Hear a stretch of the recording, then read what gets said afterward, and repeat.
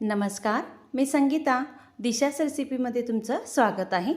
आज आपण इथं छान फ्रेश ताज्या मकईच्या दाण्यांचा उपमा करणार आहे. आता पोटभरीचा नाश्ता करायचा असेल किंवा लहान मुलांना टिफिनमध्ये द्यायचं असेल तर तुम्ही ही रेसिपी नक्की करून बघा. चला तर मग रेसिपीला सुरुवात करूया. इथं छान फ्रेश मकईचे दाणे तयार करून घेतलेले आहे. लगेचच एक छोटासा ठेचा करायचा आहे. त्यासाठी आलं आणि हिरवी मिरची घ्यायची आहे. तिखट तुमच्या आवडीनुसार कमी जास्त करू शकतात किंवा तुम्ही हिरवी मिरची आलं हे ठेचूनही घेऊ शकतात, पण मी इथं मिक्सरलाच फिरून घेतलेलं आहे.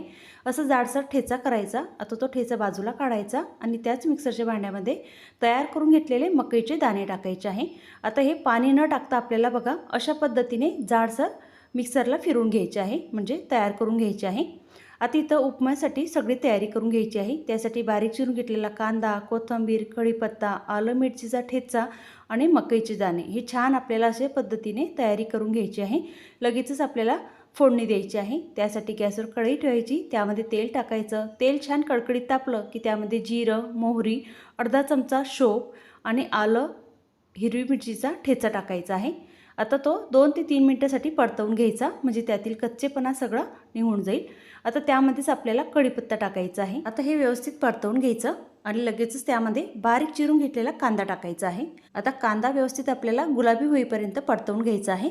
आता लगेचच त्यामध्ये थोडासा हिंग टाकायचा, अर्धा चमचा हळद टाकायची, परतवून घ्यायची आहे. 2 ते 3 मिनिटं होऊ द्यायचं आणि लगेचच त्यामध्ये मकईची दाण्याचं आपण जे पेस्ट तयार करून घेतलेली होती जाडसर ते टाकायची.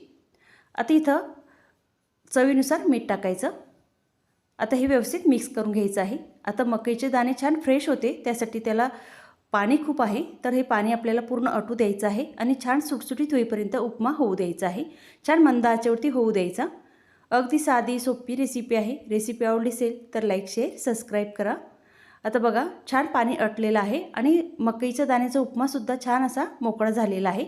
आता त्यामध्ये बारीक चिरून घेतलेला कोथिंबीर टाकायचा आणि इथं छान फ्रेश ताज्या मकईच्या दाण्याचा उपमा तयार झालेला आहे. अगदी साधी आणि सोपी रेसिपी आहे. एकदा ही रेसिपी तुम्ही नक्की करून बघा.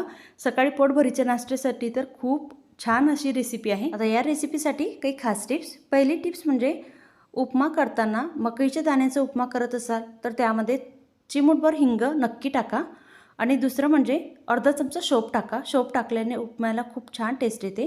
आणि सगळ्यात महत्त्वाचं म्हणजे रेसिपी आवडली असेल तर लाईक करा, शेअर करा, चॅनलला सबस्क्राईब करा. धन्यवाद.